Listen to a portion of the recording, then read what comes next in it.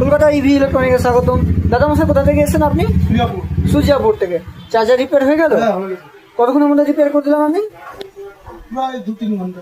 2-3 ঘন্টা। তারপরে কাজ করছিলাম বলে তো সার্ভিস কিরকম লাগলো দাদা মশাই? ভালো।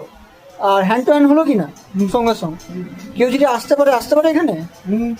কোনো ফ্রডিং মানে চিটা ফরওয়ার্ডিং হচ্ছে না, কাজই হচ্ছে। আপনার সামনে কত কাস্টমার কাজ করে দিলাম আমি। ঝাড়খণ্ড কটা লোকের? তাও 3-4টা না? হ্যাঁ 3-4 লোকের কাজ করার পর আপনার মুর্শিদাবাদের। এইসব লোকের কাজ করে দিলাম। কাজ ভালো লাগলো? ভালো।